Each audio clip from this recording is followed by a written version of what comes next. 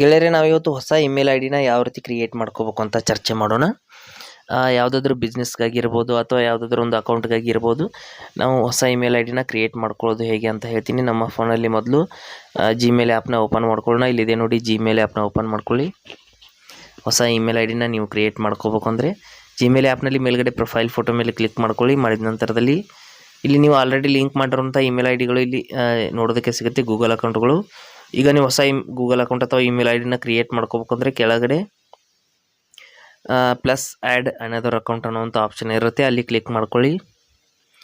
ಮಾಡಿದ ನಂತರದಲ್ಲಿ ಇಲ್ಲಿ ಯಾವ ಅಕೌಂಟ್ ಅಂತ ಕೇಳುತ್ತೆ, ಇಲ್ಲಿ ಗೂಗಲ್ ಅಕೌಂಟನ್ನು ಸೆಲೆಕ್ಟ್ ಮಾಡ್ಕೊಳ್ಳಿ. ಯಾಹೂ ಹೀಗೆಲ್ಲ ಬೇರೆ ಬೇರೆ ಔಟ್ಲುಕ್ ಅಂತ ಇದೆ, ಇಲ್ಲಿ ಗೂಗಲ್ನೇ ಸೆಲೆಕ್ಟ್ ಮಾಡ್ಕೊಳ್ಳಿ. ನಂತರದಲ್ಲಿ ನಿಮ್ಮ ಫೋನ್ನ ಒಂದು ಸ್ಕ್ರೀನ್ ಲಾಕ್ನ ಹಾಕಿಬಿಟ್ಟು ಇದನ್ನು ವೆರಿಫೈ ಮಾಡ್ಕೊಳ್ಳಿ. ಮಾಡಿದ ನಂತರದಲ್ಲಿ ಈ ರೀತಿ ಬರುತ್ತೆ. ಇಲ್ಲಿ ಕೆಳಗಡೆ ಕ್ರಿಯೇಟ್ ಅಕೌಂಟ್ ಅಂತ ಆಪ್ಷನ್ ಇರುತ್ತೆ, ಅದನ್ನು ಸೆಲೆಕ್ಟ್ ಮಾಡ್ಕೊಳ್ಳಿ. ಮಾಡಿದ ನಂತರದಲ್ಲಿ ಫಾರ್ ಮೈ ಪರ್ಸ್ನಲ್ ಯೂಸ್ ಅಂತ ಸೆಲೆಕ್ಟ್ ಮಾಡ್ಕೊಳ್ಳಿ. ಮಾಡಿದ ನಂತರದಲ್ಲಿ ನಿಮ್ಮ ಫಸ್ಟ್ ನೇಮ್ ಹಾಗೂ ಲಾಸ್ಟ್ ನೇಮ್ ಅಂದರೆ ಸರ್ನೇಮ್ ಎರಡನ್ನೂ ಕೂಡ ಹಾಕಬೇಕಾಗತ್ತೆ. ಸರ್ನೇಮ್ ಆಪ್ಷನಲ್ ಅಂತ ಇದೆ, ಇದನ್ನು ಕೂಡ ಎಂಟರ್ ಮಾಡ್ಕೊಳ್ಳಿ, ನೋ ಪ್ರಾಬ್ಲಮ್. ನಾನು ಸುಮ್ಮನೆ ನಿಮಗೆ ತೋರಿಸೋದಕ್ಕೆ ಅಂತ ಒಂದು ಎಂಟರ್ ಮಾಡ್ತಾ ಇದ್ದೀನಿ. ನಂತರದಲ್ಲಿ ಡೇಟ್ ಆಫ್ ಬರ್ತ್ನ ಹಾಕಬೇಕಾಗತ್ತೆ. ನಿಮ್ಮ ಒಂದು ಡೇಟ್ ಆಫ್ ಬರ್ತ್ನ ಸರಿಯಾಗಿ ಎಂಟರ್ ಮಾಡಿ. ಡೇಟು, ಮಂತು, ಇಯರ್, ಹಾಗೆ ಮಂತನ್ನ ಈ ರೀತಿ ಸೆಲೆಕ್ಟ್ ಮಾಡೋದೀನಿ. ನಂತರದಲ್ಲಿ ಇಯರ್ನ ಹಾಕ್ತೀನಿ. ಹಾಕಿದ ನಂತರದಲ್ಲಿ ಇಲ್ಲಿ ಜೆಂಡರ್ ಅಂದರೆ ನಿಮ್ಮ ಒಂದು ಏನು ಲಿಂಗ ಅಂತ ಸೆಲೆಕ್ಟ್ ಮಾಡ್ಕೊಳ್ಳಿ, ಮೇಲ್ ಅಥವಾ ಫಿಮೇಲ್ ಅಂತ ಸೆಲೆಕ್ಟ್ ಮಾಡಿದ ನಂತರದಲ್ಲಿ ನೆಕ್ಸ್ಟ್ ಅಂತ ಕ್ಲಿಕ್ ಮಾಡ್ಕೊಳ್ಳಿ. ಮಾಡಿದ ನಂತರದಲ್ಲಿ ಇಲ್ಲಿ ನೀವು ಇಮೇಲ್ ಐ ಡಿನ ಯಾವ ರೀತಿ ಇಟ್ಕೋಬೇಕು ಅಂತೀರ ಅದನ್ನು ಟೈಪ್ ಮಾಡಿ. ನೋಡಿ, ನಿಮ್ಮ ಹೆಸರು ಅಥವಾ ನಿಮ್ಮ ಸರ್ನೇಮು ಅಥವಾ ನಿಮ್ಮ ಏನಾದರೂ ಫೇವ್ರೇಟ್ ನಿಕ್ ನೇಮ್ ಇರ್ಬೋದು, ಏನಾದರೂ ಹಾಕಿಬಿಟ್ಟು ಇಲ್ಲಿ ನೆಕ್ಸ್ಟ್ ಅಂತ ಕ್ಲಿಕ್ ಮಾಡ್ಕೊಳ್ಳಿ. ಈ ರೀತಿ ರೆಡ್ ಕಲರ್ನಲ್ಲಿ ಬಂದರೆ ಇದು ಆಲ್ರೆಡಿ ಇದೇ ಇಮೇಲ್ ಐ ಡಿನ ಇದನ್ನು ತೊಗೊಂಡಿದ್ದಾರೆ ಅಂತ ಅರ್ಥ.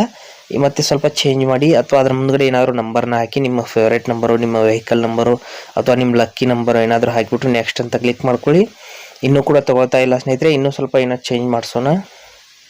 ಈ ರೀತಿ ಮತ್ತೆ ಸ್ವಲ್ಪ ನಂಬರ್ ಚೇಂಜ್ ಮಾಡ್ತೀನಿ, ಮಾಡಿಬಿಟ್ಟು ನೆಕ್ಸ್ಟ್ ಅಂತ ಕ್ಲಿಕ್ ಮಾಡ್ತೀನಿ. ಇನ್ನೂ ತೊಗೊಳ್ತಾ ಇಲ್ಲ ಅಂದರೆ ನೀವು ಇನ್ನೊಂದೆರಡು ನಂಬರ್ಸ್ನ ಸೇರಿಸಿ, ಅಡಿಷ್ನಲ್ ನಂಬರ್ಸ್ನ ಮುಂದ್ಗಡೆ ಸೇರಿಸಿ ನಂತರದಲ್ಲಿ ನೆಕ್ಸ್ಟ್ ಅಂತ ಕ್ಲಿಕ್ ಮಾಡ್ಕೊಳ್ಳಿ. ನೋಡಿ, ಈ ಬಾರಿ ತೊಗೊಂಡಿದೆ. ನಂತರದಲ್ಲಿ ಒಂದು ಪಾಸ್ವರ್ಡನ್ನು ಕ್ರಿಯೇಟ್ ಮಾಡ್ಕೊಳ್ಳಿ.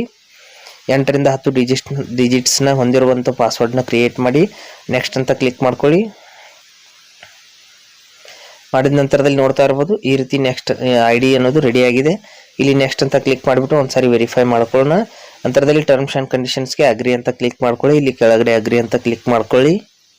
ಮಾಡಿದ ನಂತರದಲ್ಲಿ ನಮ್ಮ ಐ ಡಿ ಅನ್ನೋದು ಸಂಪೂರ್ಣವಾಗಿ ಕ್ರಿಯೇಟ್ ಆಗುತ್ತೆ.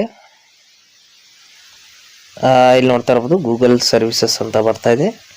ನಂತರದಲ್ಲಿ ನೋಡಿ, ನಮ್ಮ ಜಿಮೇಲ್ ಐ ಡಿ ಅನ್ನೋದು 100% ಕ್ರಿಯೇಟ್ ಆಗಿದೆ. ನಾನು ತೋರಿಸ್ತೀನಿ. ಇಲ್ಲಿ ಮೇಲ್ ಐ ಡಿ ಮೇಲೆ ಕ್ಲಿಕ್ ಮಾಡಿಬಿಟ್ಟು ಇಲ್ಲಿ ಕೆಳಗಡೆ ಕೊನೆಗೆ ಬಂದಿರುತ್ತೆ ಸ್ನೇಹಿತರೆ, ನಾನು ಕ್ರಿಯೇಟ್ ಮಾಡಿರುವಂಥ ಹೊಸ ಐ ಡಿ ಇಲ್ಲಿ ಬಂದಿದೆ ನೋಡಿ. ಇದನ್ನು ನೀವು ಎಲ್ಲಿ ಬೇಕಲ್ಲಿ ಯೂಸ್ ಮಾಡ್ಕೋಬೋದು. ಈಗ ಅಂದರೆ ಈ ಒಂದು ಐ ಡಿ ಅನ್ನೋದು ಸಂಪೂರ್ಣವಾಗಿ ರೆಡಿಯಾಗಿದೆ ಅಂತ ಅರ್ಥ.